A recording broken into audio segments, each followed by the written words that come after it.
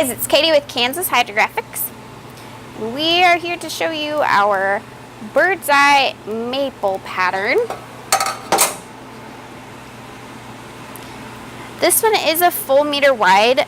We have a light bird's eye maple that we released last year during Monster Summer release.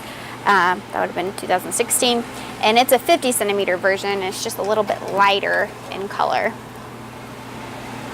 Not much though. It's a brown and transparent color.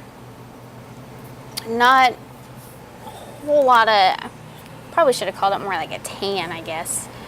But your really highlighted areas are pretty dang transparent.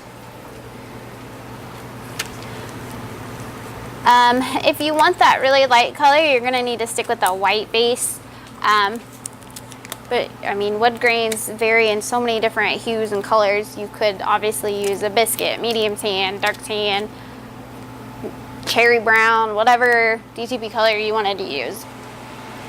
And I also want to point out too, you can kind of see here on the water, so many times, we haven't heard it a lot lately, but a lot of times people like to tell us, oh, well, it's shiny side down, right? No, it's never want to put it in the water based off of the shiny side. This is actually a shiny side up pattern, and there are a lot of those out there. It's always sticky side down.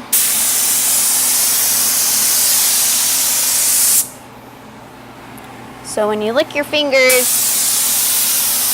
like your index finger and your thumb, and you pinch the corner of the film, whichever side sticks is the side that goes down.